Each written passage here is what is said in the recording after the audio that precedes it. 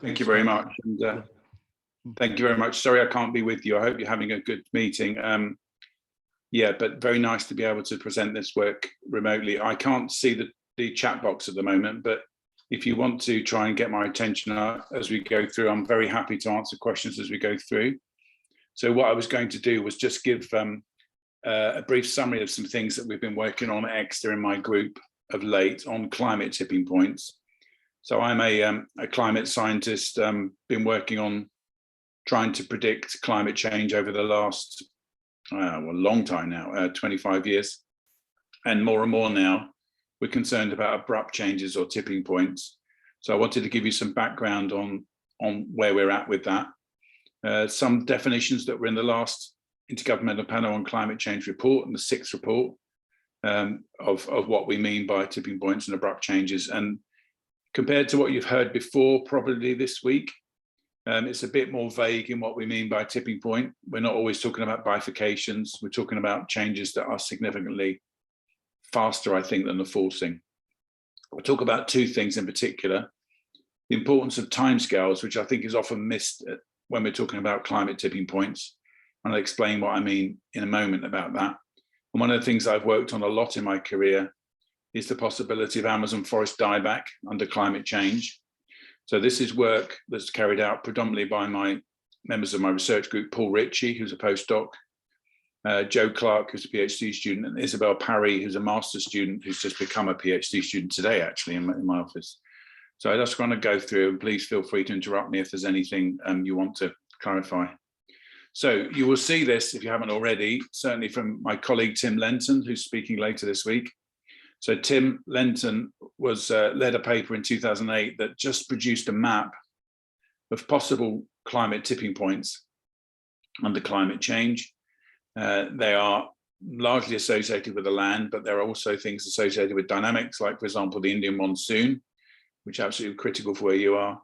I'm going to talk about mainly about Amazon dieback, but we'll talk briefly about the collapse of the Atlantic meridional overturning circulation, which is something that vexes us in the UK because it's what keeps us warmer. And bizarrely, if it did collapse, you could have a colder climate in the UK, even though the rest of the world was getting warmer. Those of you who've seen the film The Day After Tomorrow can know what this means, even though that was a rather extreme case of it. I'll talk briefly about permafrost and tundra loss. So I don't know whether Sebastian Vizorek, who's an old colleague of mine at Exeter, spoke to you about this, but there's also the possibility of having tipping points that are just rate induced. So these are things that where you don't cross a threshold in a control parameter, but you force the system too fast. And I'll talk briefly about that. That's a new thing that's hardly really been understood in the climate community at all yet. But mainly I'm going to talk about the Amazon dieback of the Amazon rainforest as an example of what we would call a fast tipping point. So in the last round of the IPCC, in the 5th assessment report, when we use models called CMIP5, so CMIP is the coupled model intercomparison project, it essentially brings together all the climate models around the world and compares them in similar experiments. And what Stephen Dreifel and others did in 2015 was just to look for abrupt changes in the system. And you can see here that even though it's often said, I think incorrectly, that the climate models do not have abrupt changes in tipping points, there's lots of evidence of them. There is, in fact, especially in the far north, sea ice loss, in some cases, permafrost loss, Amazon forest dieback in the tropics, sub-Saharan African greening and indeed there. So there are examples of these. They're not of global significance. So sometimes people will talk about tipping points as if they would tip the whole climate. They don't do that, but they are definitely abrupt changes and therefore abrupt impacts where they occur. So this is what we had as definitions of tipping points and tipping elements in the last assessment report, the Working Group 1 assessment report. That's the one I worked on. We defined a tipping point as a critical threshold beyond which a system reorganizes, often abruptly and or irreversibly. And we then referred to our definitions of tipping element, irreversibility, and abrupt change. And a tipping element was basically a component of the Earth system that is susceptible to a tipping point. It's as simple as that, really. So interesting that there isn't any anything in this definition about how fast the system changes compared to how fast the forcing changes. And so there is still this notion that there's a kind of threshold and then things change. And that in some ways is the mental model that we often have of tipping points. And sometimes in a rapidly forced system, like the climate system, I think it can be a bit misleading. Other things in the 6th assessment report on tipping points include these quotes in chapter 1. There is evidence of abrupt change in Earth's history, and some of these events have been interpreted as tipping points. That's a slightly even-handed sort of statement, isn't it? Because you're saying there is evidence and some people may have interpreted it as tipping points. There is good evidence, I think, that there were tipping points in Earth's climate history, even before humans. And in this summary for policymakers, the probability of low likelihood, high impact outcomes increases with higher global warming levels. And that's quite simple, really. In fact, if you've got a threshold and you don't know where it is, but you know it is somewhere, then of course the probability of passing it goes up as you go up in further temperatures. Right, so here's what we typically have as a mental model for an archetypal fast tipping point. And I know this is a simple fold bifurcation, but many of them that we worry about are like this. So the y-axis here represents some system state. Could, for example, be the amount of ice in Greenland or the amount of forest in Amazonia.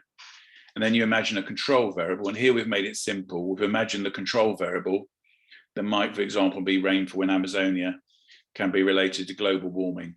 So in that case, you might imagine global warming going up, Amazon rainfall going down, the forest being able to sustain itself for a while and then collapse to a savanna state.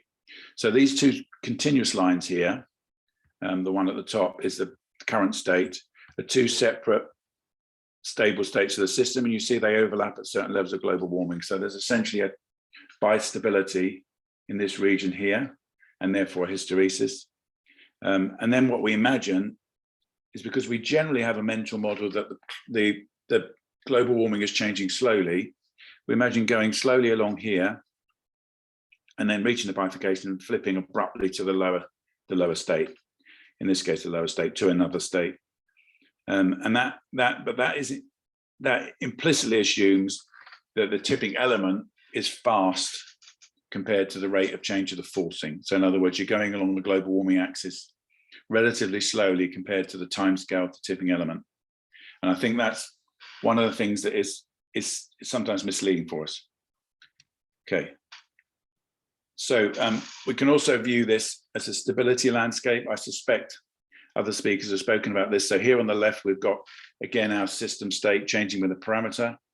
And on the right, we're going to see how the stability landscape, sometimes called the potential landscape, changes as you go across this bifurcation. So essentially, you start off with a deep well, which is the high system state.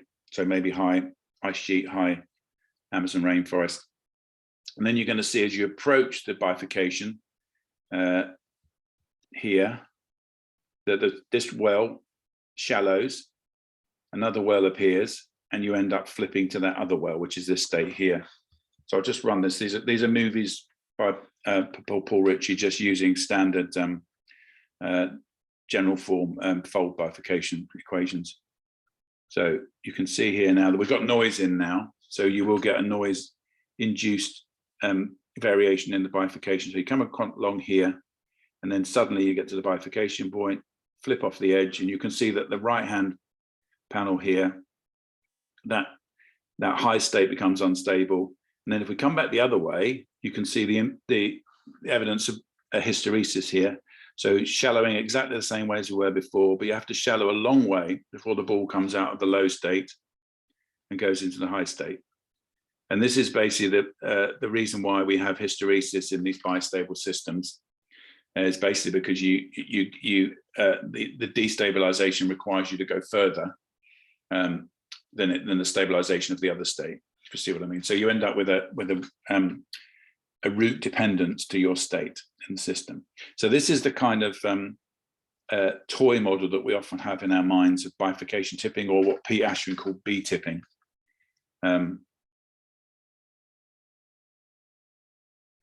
But oftentimes in complex systems, we're forcing them rapidly with rapidly changing boundary conditions that are not not changing so slowly that you can ignore the fact that they're getting close to the system timescale. So in the case of the climate system, we're increasing CO2 at an unprecedented rate in the atmosphere through burning fossil fuels, and that forces the climate system very quickly in a way that means that you can't really see this as a slowly changing parameter. Under those circumstances, rapidly changing external forcing means the system becomes non-autonomous, as some people describe it, and it can undergo additional phenomena dependent on the rate of change of the forcing. So we're not just talking about now the control parameter crossing a threshold, but rather there being thresholds in the rate of change of the control parameter. And there are two phenomena I want to draw your attention to here when you've got a system that's changing, being forced very quickly. The first one, which is not widely discussed, I think Sebastian Bozorik may have spoken to you about this, which is rate-induced tipping or R-tipping. So this arises when the quasi-equilibrium state is changing so fast that the dynamic system can't keep up and ends up falling out of the basin of attraction. So I'm going to show you a simple example here, again from Paul Ritchie. In the top here, you've got system state as a function of time. You'll see two continuous lines here, one high state and one low state. Although these are continuous lines, and between them is a basin of attraction for the low state, this dotted line. So under normal circumstances, if you're going along slowly, and you're in the low state, you would stay on the low state. But if you have a situation where the system is being forced quickly, it can overshoot because it's got lags in it, because it takes a while to respond, and end up going across this stability boundary and end up on this state. And that's basically what we mean by rate-induced tipping. It's often associated with systems that have got bifurcations anyway, but it needn't be. This system doesn't actually have a bifurcation. You'll notice that when we look at the stability landscape at the bottom, unlike B-tipping, where we see the stability landscape change shape on one basin, become unstable and flip to the other, in this case, it's just the basin, the potential gets dragged across the actual state of the system. So the system is slow, and the external factors that mean that the quasi-equilibrium stable state moves, drags it outside the basin of attraction. So let's just show you that. There we go. So now you can see the system going along, and this is a slow system.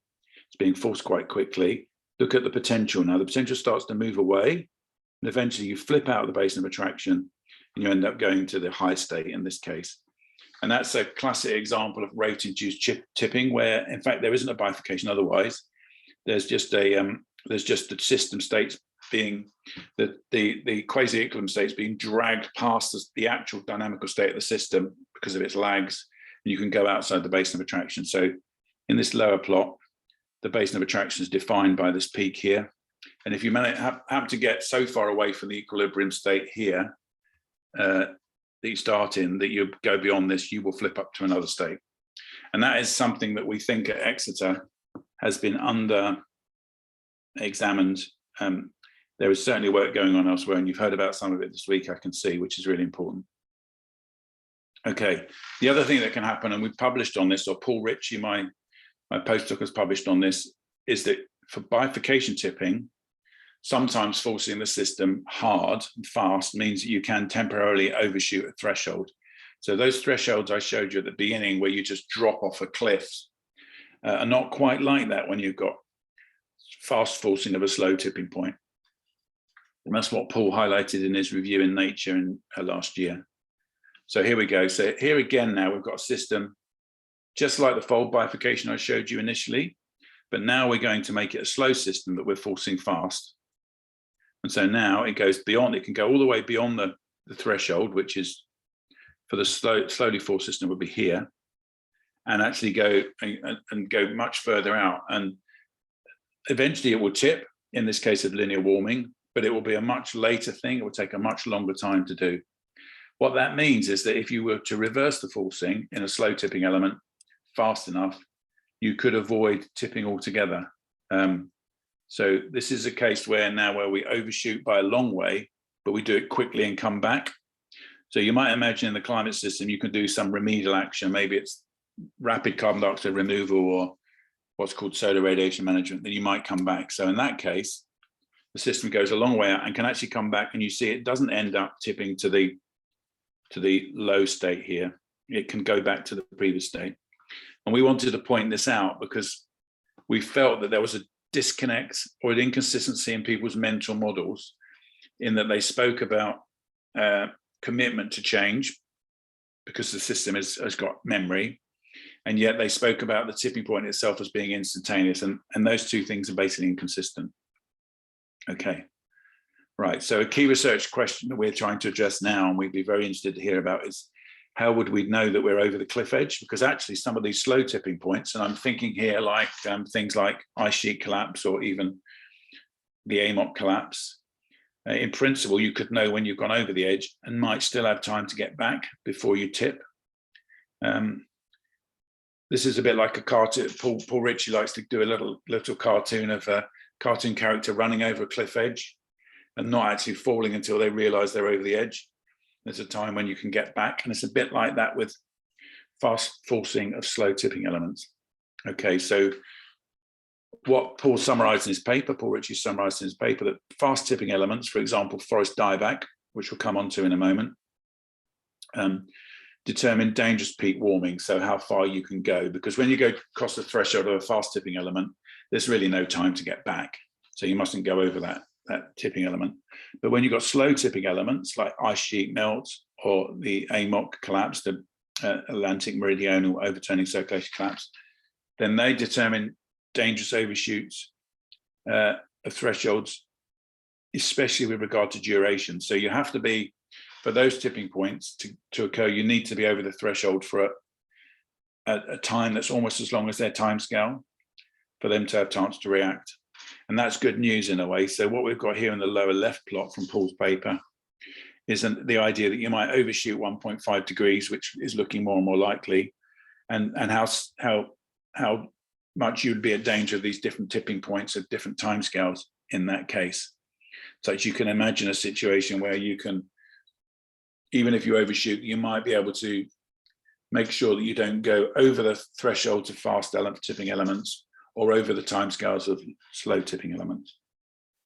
Right, so I wanted to just, because I've already discussed quite a bit, stop and I'll see if anyone wanted to ask any questions at this point. Would that be okay? I'm just gonna see if I can see the screen now. Do you have any questions, folks? Is there any question? No, please go ahead. Okay, fine. So, as I said, one of the things that I've worked on most is the possibility that the Amazon rainforest could die back under climate change. So this isn't necessarily due to deforestation, which is a huge risk, but actually just that the climate could get unsuitable for the Amazon rainforest. And some of the work I did when I was quite a bit younger really highlighted the fact that this is a possibility. So I'm going to talk about that and explain how our thinking about that has been evolving over the last year or so. So this is an example of what you might call a fast tipping point. The Amazon rainforest would take decades to respond to a change, but it's not hundreds or thousands of years, it's decades at most. So this is something that I worked on when I was working at the Hadley Centre in the late 1990s, early 2000s. We came out with a projection in 2000 that basically suggested that if we modeled vegetation interactively, that we could get forest cover that was quite okay for the current day. So you see 1850, 2000, but if we ran it into the future under a business as usual scenario, the forest would essentially die back on its own. So this is without any anthropogenic deforestation, just climate change.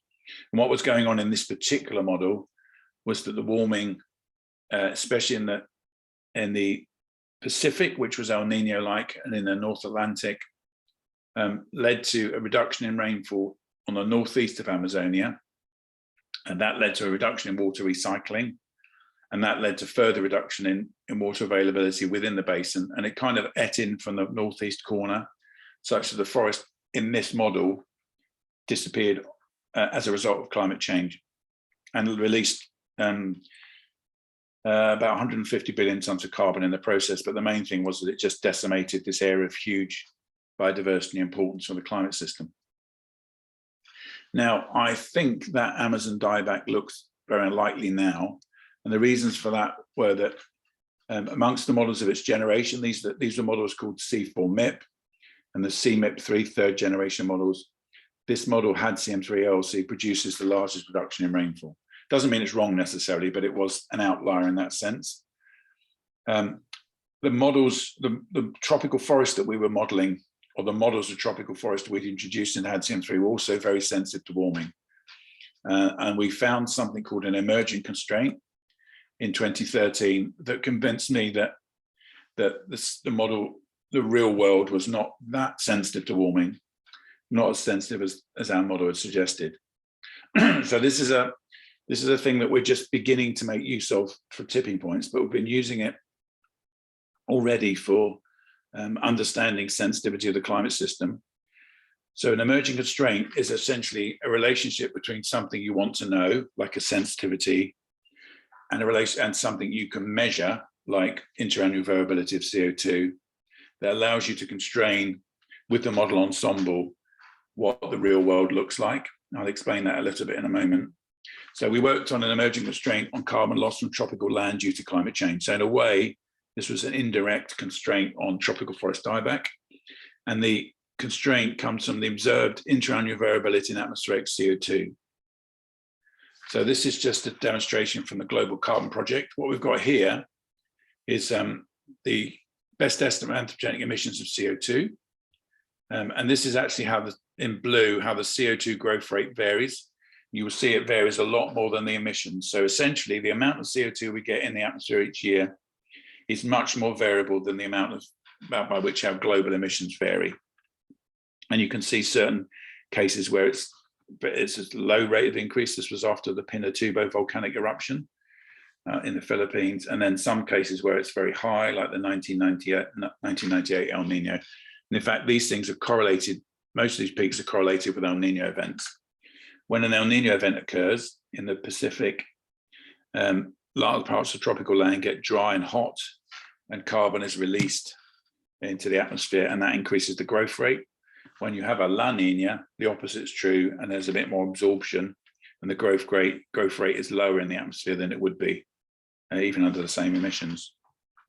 So we found that we could actually get quite a good correlation between the anomaly in the tropical temperature, in red here, and this anomaly in the CO2 growth rate. You'll see, for example, here's the 98 El Nino in red here, and this is the anomaly, the significant anomaly in CO2 growth rate. There's another one in the 88, 87 El Nino, which is very big. And then there's some other things that we don't pick up so easily, like, for example, the Pinatubo event, which was associated with other effects, particularly the use of the impact of diffuse radiation on photosynthesis. What we found in our paper in 2013 in Nature was this amazing correlation between how much carbon is released from the tropical land in the future, or is predicted to be released, that's this y-axis here, in billions of tons of carbon per Kelvin of warming in the tropics, and this sensitivity of the CO2 growth rate on the x-axis. So what this was basically saying is that models that predict a very large sensitivity of tropical carbon to global warming also predict an unrealistically large variability of the CO2 growth rate on a year-on-year basis. And we can know from the observations, so this is the Mauna Loa CO2 record and the global warming record, roughly what this is.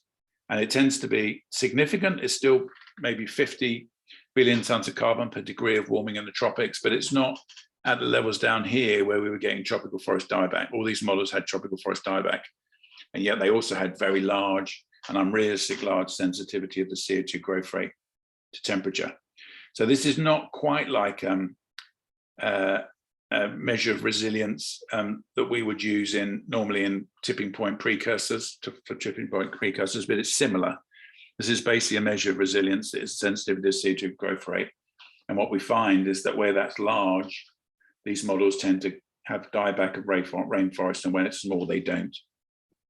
And this is what we would call an emergent constraint, because we have an ensemble, we have an emergent relationship between something we want to know on the y-axis and something we can measure on the x across a model ensemble. We measure the thing on the x-axis within some range, and we can work out what the likely range is of the otherwise very uncertain sensitivity. So models that showed Amazon dieback were out here, and we therefore thought, well, then they're unlikely to be correct in that sense. However, what's happened recently, and this is not modeling, this is observations, is that inventory-based estimates show reducing Amazonian carbon sink. These are amazing things that people actually measure the trunk diameter of trees over many years, very, very labor intensive. And what you see here, this is data from this rainfall network, suggests that Amazon forest carbon sink is declining. That's the net uptake at the top, but it's not for the reason that we had before in our models, which was essentially tree growth was dropping. In fact, net primary productivity was dropping a lot. It's rather that tree mortality is going up. And in our models at the moment, in our big climate models, tree mortality doesn't change very much, just growth rates. So we might have been getting it right, but for the wrong reasons. Because what we're seeing in the observations is that tree mortality is increasing, not growth rates per se. The other thing that's happened is that the latest models, so what I showed you before were models in the generation about 20 years ago. The latest CMIP 6th generation models show better agreement on the drying and also evidence of localized dieback, which I'll show you in a second. So here's an ensemble mean change in rainfall and soil moisture. Rainfall on the left, soil moisture on the right. Red here means drying. If I'd shown you this from the previous generation models, you would have seen some much less clear patterns, but generally across the ensemble mean, you can see drying in the north and east of Amazonia, going into the heart actually, in both rainfall and soil moisture. So models are beginning to agree more on regional patterns of change in hydrology in the Amazon basin. And my master's student has a paper in press at the moment in Earth System Dynamics, where she's just looked for, she's used an automatic algorithm to look for abrupt changes in vegetation carbon in 7 Earth system models. And you can see in red here where we see essentially dieback type events where there's an abrupt downward shift in vegetation carbon. They occur at different times and at different locations in different models, but there is a coherence in each model, apart from the one on the top left here, which has a lot of variability. And on the lower right here, you can see examples of those sort of events, and we'll go into 1 or 2 of those in a little more detail in a minute, so you can see some of the mechanisms that might lead to dieback. You could see they are abrupt though in many cases. Look at the green one, for example, carbon actually going up, vegetation carbon going up, so the forest getting greener, then some threshold being crossed, and a rapid loss and a loss in steps. So there's a paper that you can see that's in press in Earth Systems Dynamics, evidence of Amazon forest dieback in CMIP 6 models by Isabel Parry, Paul Ritchie, and myself. And here's a nice example from the Princeton model, GFDL model, for 9 grid points around 5 degrees south and 65 degrees west, which is in the heart of one of that red blobs that I just showed you. So the GFDL model is this one. So the black square here shows what we're looking at now. And what you can see here is rainfall declining gradually, temperature going up quite a lot. So essentially potential evaporation going up, tendency to dry, and the source of water going down. So this is getting much drier. And we've got in the lower panel here, tree cover fraction, quite high initially, 60, 70%. And in purple, the vegetation carbon. And if you look at the vegetation carbon, first of all, it goes up. This is predominantly because CO2 is fertilizing plant growth. So the forest actually gets more carbon in it. Then it reaches some sort of threshold and drops abruptly. And you'll see these little steps. And they are associated with tree cover that is going along quite happily. Then there's an event, which we think is a fire event. So it gets dry enough for a fire. You can see there's a hot anomaly, dry anomaly here that causes this. The tree cover drops, it then recovers, but with lots of small trees rather than big trees. So the vegetation carbon doesn't recover completely, goes back up, then there's another fire event, and there's another fire event. And this is quite common in systems that are unstable, as they have a sort of repeated disturbance. And this is what seems to be going on here. So this is a really nice example of the sort of concerns, the sort of dynamics we might expect to see in a system that's drying down. and going from a no dry season to an increasing dry season as time goes on. So we think these are fire events. And this is new in this generation of models that we haven't seen before. So very fast feedbacks that can occur through fire caused by increased drying. And you'll also notice that after the first fire event, there's an increase in variability in rainfall. And we think that's, so that's different from a precursor because it's after the event, but essentially this is the impact of the forest cover, the declining forest cover on the rainfall. So now we're getting longer drying seasons because basically we've got less forest, we've got less deep-rooted trees to buffer against to climate change. Right, so what we actually find is, unlike that early example I showed you from my work in the early 2000s, we don't see a huge feedback on the climate system through loss of carbon overall. You'll see these are relatively small changes. In what I showed you originally, we were getting over 150 petagrams of carbon per Kelvin lost. We see nothing like that in these models. But what we do see is lots of evidence of localized abrupt changes, especially in this region called, just let me look at this, NSA, Northern South America. We see, which is sort of the heart of the basin, we see lots in each of these models shown by the different colored lines. We see lots of abrupt transitions and overall an increase in the area experiencing abrupt changes with global warming. So even though there are individual steps, if you look at across the overall ensemble, basically the risk goes up with global warming continuously. And here's examples. So the top one is similar to the one I showed you before. What this is showing is that you can get vegetation carbon changes that are abrupt, and they're nearly always associated with the seasonal cycle of temperature. So what we mean by that is the temperature of the warmest month minus the temperature of the smallest month, so the amplitude of the variation within year, and that goes up. And we think that's indicative of dry seasons getting longer and more intense. That means that they get hotter because there's less evaporative cooling. And so the difference between the wet season and the dry season gets bigger. And that we believe is a neat precursor or warning of drying that you might not get directly, because measurements of soil moisture and rainfall even are harder to make measurements of temperature. And you can see in other models, this is Norway model and a IISc model, where you also see increases in, quite significant increases in this seasonal cycle of temperature. So the risk of abrupt change depends on the sensitivity of the annual temperature amplitude to global warming. That's a bit like saying, if the system is drying fast, the amplitude will increase quickly with global warming, and then it's more likely to have dieback. And you can see here on the x-axis how this sensitive, the seasonal cycle to global warming varies, and how it affects the percentage of this Northern South America region that suffers an abrupt change. Okay, so purple's no tip here, but the red is where we've got dieback going on in the system.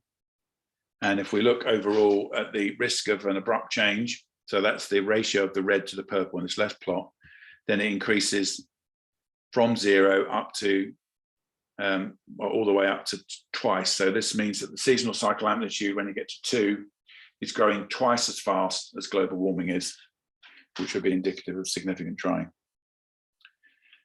Paul Ritchie has a complementary paper that's just come out in Communications, Earth and Environment, which shows the increase in the temperature seasonal cycle, which we think indicate long-term drying trends in Amazonia, and not just in the models, but they're also in the observations, or the closest thing we can get to them, which are the reanalysis products, for example, from ECMWF. So there's an increasing amplitude of annual temperature cycle and a decline in the evaporative fraction. So that's the amount of radiation reaching the surface, available energy at the surface that comes back as water in the form of evaporation. That's in blue here. And in red, we've got the seasonal cycle. And if you look at NSA again, and this is from observations, not models now, going way back to 1980, and further back than that actually in a minute, you can see that a growth in the seasonal cycle in red and a decline in the evaporative fraction. So we think that's great, well, strong evidence that what we're seeing with the increasing seasonal cycle is a proxy for drying. for extension of dry seasons, hotter dry seasons that last longer. And these changes are consistent with longer and more intense dry seasons, but that have been noted by others. What Paul went on to do in his paper that's just been published, you can get it online, is to look at this as a function of global warming since the pre-industrial times in the various regions. And what we've got on this plot is evaporative fraction in blue and green, temperature seasonal cycle, annual seasonal cycle of temperature in red and black. So the black in that case is the observations from the HAD-CRU-T data. The red is the ensemble mean from the CMIP6 model runs, historical runs. And you can see that in all regions, models and data agree that the seasonal cycle and temperature is increasing, and that's associated with reducing evaporative fraction, so less water availability, basically. So we think we've now got a metric for drying in Amazonia that we can look further and further back with, because there are decent records of temperature, annual mean temperature, monthly mean temperature that we can turn into this amplitude of the seasonal cycle. Okay, I'm going to conclude now. I'm not sure how long I've been talking, but probably too long. So abrupt changes and tipping points are important because they may dominate the impacts of climate change. I think a lot of the time in climate science, we get obsessed with runaway climate change, which is unlikely, thankfully. But the tipping points are still absolutely critical, because if you live in a forest that's just disappeared or caught fire, or you live in a place that's susceptible suddenly to droughts and fire, then it's a catastrophic thing for you. However, the differing timescales of tipping elements matter, especially because we're forcing the climate so fast. And so when we have these mental models of slowly changing control parameters, they're not really applicable to the climate system as it is now. When you do force a system fast, you can get different phenomena. So rate-induced tipping points that would not otherwise have occurred at all if you weren't forcing it fast. And also the flip side is you can temporarily overshoot thresholds of slow tipping points. So swings and roundabouts here, bad news, get rate-induced tipping, good news in a way that you might be able to overshoot some thresholds and still get back. So it may be possible to temporarily overshoot the thresholds of slow tipping elements without causing tipping. So the Atlantic meridional overturning circulation is slow, but this is not feasible for fast tipping elements like forest dieback, where the forest may be lost abruptly for a fire event, for example. As a result of this, slow tipping elements like ice sheet melt or AMOC collapse, we believe determine the dangerous overshoots thresholds. So how long you overshoot them. It's not so much that you have to avoid going beyond the threshold, but you don't have to be beyond it. You mustn't be beyond it for a long time. While fast tipping elements determine the dangerous peak warming. So one determines, the slow elements determine how far you can overshoot their thresholds. And fast tipping elements basically say, do not go beyond this if you don't want that tipping point. Right, and then I went on to talk about Amazon dieback in particular. Amazon forest dieback, localized Amazon forest dieback, is evident in a number of the latest models, the latest climate models.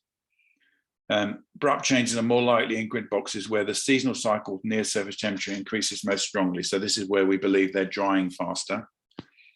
The increase in temperature seasonal cycle is correlated with reduced annual mean evaporative fraction. Evaporative fraction is the amount of energy that turns into evaporation and therefore provides an evaporative cooling. And it is more, and this is consistent with more intense and possibly longer dry seasons. The temperature seasonal cycle in Amazonia has been increasing with global warming in both observational data sets like reanalysis data sets, and is projected to increase further with warming in models. Excuse me. So there is a greater risk of abrupt downward shifts in vegetation carbon. Right, thank you very much for listening, and I'm very happy to take any questions. Question, please. So first, thank you for the great talk. So I have a question regarding the slow systems where temporarily you can overshoot the threshold. So Yes. if you have early warning signals, will it be useful unless you can quickly reverse the control parameter and get back to the stable state? Yes, I mean, I think that's a really important question. So I think some of these standard precursors like critical slowing down are harder to see when you've got a slow system anyway. But the flip side is we don't know how to do this, but if anyone could work this out, I think we could really do something useful. We'd like to know when you're already over the edge. So in some ways it looks like an easier problem. If you knew when you're over the edge in a slow system, oftentimes you've got time to turn around in principle. And but we haven't yet worked out how to do that in a robust way. So whereas in fast systems where the parameters changing slowly, you do often get very nice critical slowing down signals. You don't seem to get that in slow systems so much. If we could, I think it would be really, really helpful. So if there's anything that anyone could discover about whether there are generic signals of being over the edge, that would be really helpful in these slow systems.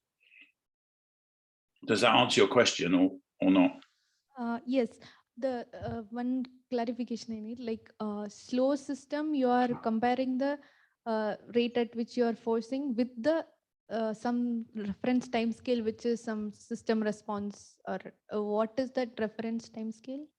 Yeah, it varies a bit. If you have a look at Paul Rich's paper, I don't know if you've seen it, it's available. I think it's available online, but I can send it to you anyway. He defines timescales have been defined by others for particular tipping points, which are essentially associated with some sort of size of the store that's being depleted and how fast it's depleted. So you can get a rough idea of timescales. And there are obviously things that take a long while to react. Ice sheets typically take a long while to react. So you're absolutely right there. When I talk about slow systems, I'm really talking about a comparison of timescales.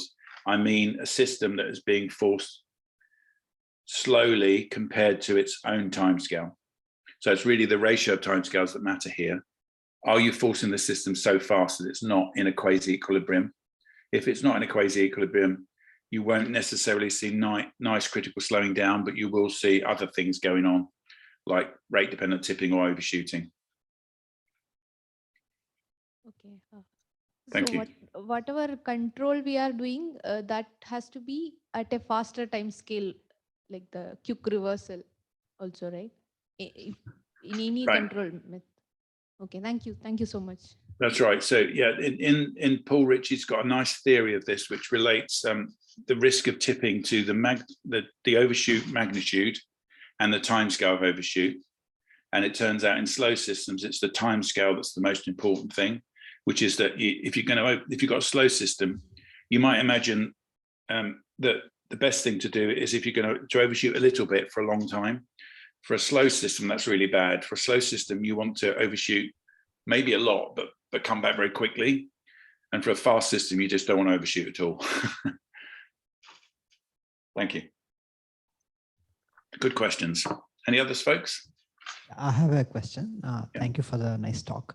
So I may have missed this point. If I have missed, so I'm really sorry.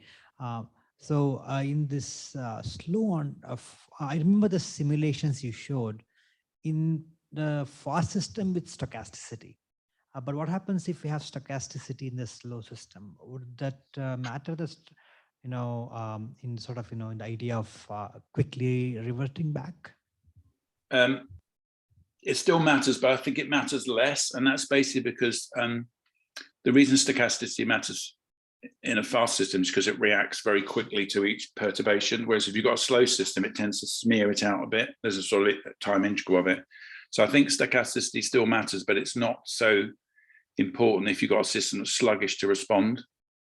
So you need longer excursions. I think what happens in a slow system is essentially that it's the longer timescale excursions that matter, are the ones that the system can really see. It's a bit like the overshoot problem, and you can sort of see the overshoot problem as a zoom in on stochasticity. As you could imagine, there's a sort of stochastic variation, and it's only the one that the periods that are very long compared to the timescale of the system that are going to cause tipping.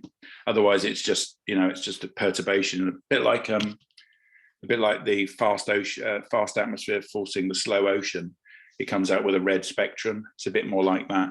So I think the issue is that if you've got a system with a certain timescale, the noise that matters is related to that timescale in terms of tipping. Does that make sense? Yes, yes, it does. Thank you. Yeah. Thank you. Any other question?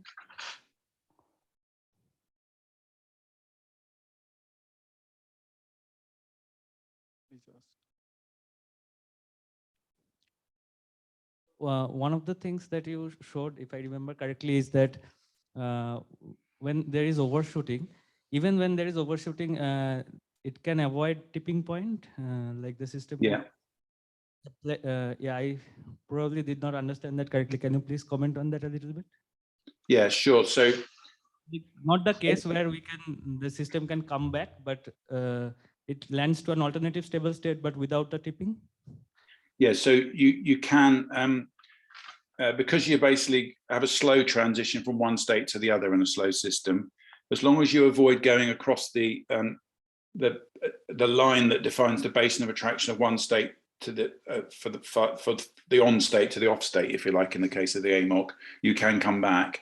And under normal circumstances, if you've got a fast system, that's just not feasible. For a slow system, it is. So you can actually get to a situation where you overshoot by quite a way, but for not long enough to actually tip the system.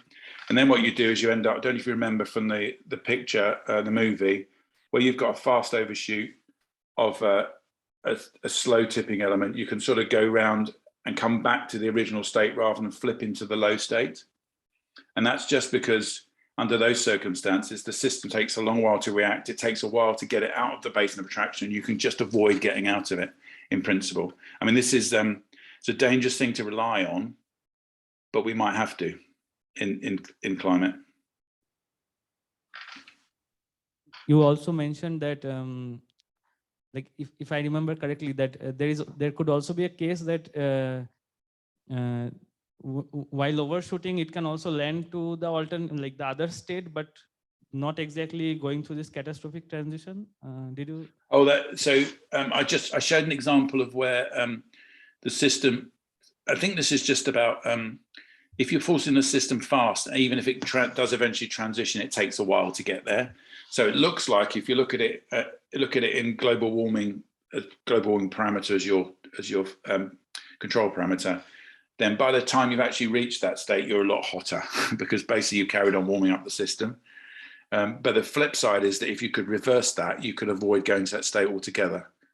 And I think the reason this is relevant is it's a rather peculiar fluke of the climate system as we understand at the moment, is that all the tipping elements that are closest to us, like Greenland ice sheet melt, AMOC collapse, are also slow. If they were fast, none of this would matter because you think, well, we're going to go through a fast tipping point. Maybe other things would cascade from it. But because we believe that the closest tipping points are slow, we are probably going to overshoot those anyway.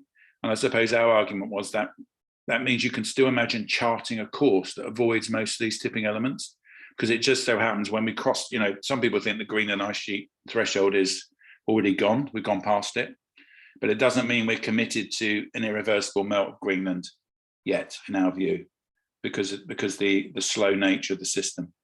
Now, you can argue about the timescales of the system, and glaciologists are now saying, well, what we thought was, ice sheet dynamics guys are saying, well, we used to think these are really slow, but they're fast, but they're still quite slow compared to the century timescale. So that's what we wanted to highlight, is that the threshold does not mean commitment to irreversible change as soon as you cross it, when you're in a slow system that's strongly forced. Does that make sense? So any other question? Okay, so I have one question. So, so in your slide, actually, you have talked about this rate-induced tipping and rate of forcing. So what are the difference between them? So rate-induced tipping, and what was the other thing you said? The rate-induced tipping and rate of forcing. Yeah, so rate-induced tipping does relate to rate of forcing, so rate of change of forcing, such that, but the interesting thing about rate-induced tipping is that you can imagine systems.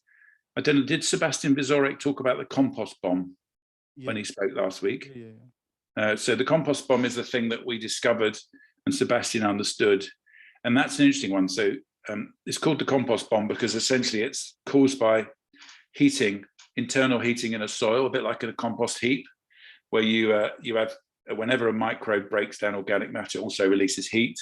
And if you take account of that, under certain circumstances, the heat can build up and you basically would get a fire, really, a subterranean fire or a compost bonfire.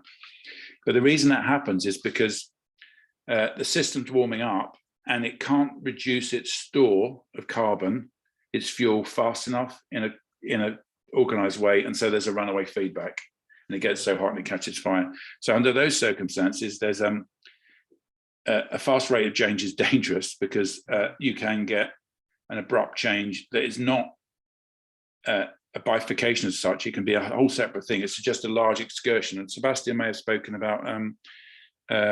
about huge excursions where you end up at the same stable state, but in the process you lose all your carbon, you have a fire, you come back again. So there are these two phenomena we know about to do with rate-induced, the rate of the change of the forcing. One is that for B tipping and slow tipping elements, you might overshoot. Another is that for certain types of systems, you can get a whole nother class of instability called rate-induced tipping. And that, to my mind, I think Sebastian's mind, and maybe Pete Ashwin, when he speaks, will talk about this. Rate-induced tipping has not been anywhere near as well examined or understood as it needs to be, because most of the systems we care about are being strongly forced, not just the climate, ecosystems, economies, always a long way from equilibrium. It seems to me that understanding tipping points in systems that are forced far from equilibrium is really a key frontier that we haven't yet started to get on. And people in this audience are working on it, are thinking of it. It'd be great to hear about that. Okay. So another thing, actually, in your presentation also, you have shown some data, and those data are actually coming from the controlled experiment, or those are from some survey? Which data do you mean? So this carbon dioxide data. Oh yes, so for the vegetation. Yeah, so the humidity also you have shown those kind of data. Right, So yeah, those so are coming from some controlled experiment, or those are just some survey? Most of those were observation based. So the data that we showed from the ECMWF ERA reanalysis is called a reanalysis product. So it's essentially a weather forecast model that assimilates data to find out the initial state of the system as well as possible. And that is a kind of merger between data and models. And then I also showed some data that just comes from the Morna Lower CO2 record that you can download.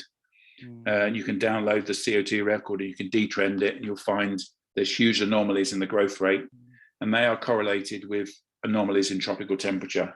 So there are some things in the climate system that are really very clear, and they are very useful as potential measures of change in resilience, because they're kind of this they're a very graphic demonstration of how much something like the tropical land carbon responds to tropical temperature variability.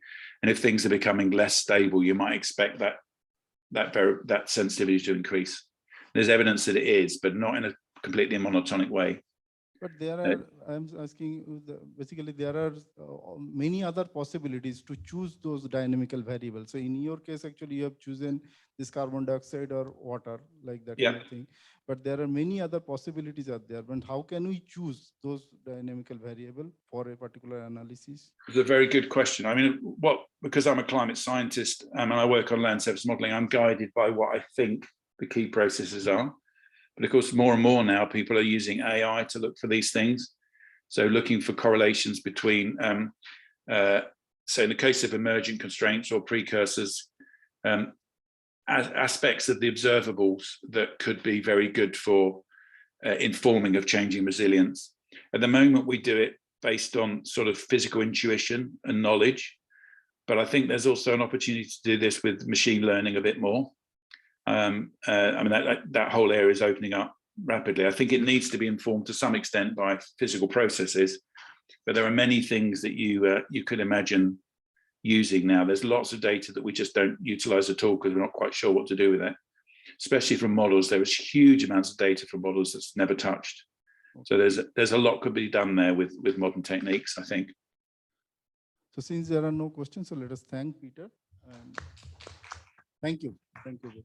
Thank you, folks. Great pleasure to talk to you. Thank you.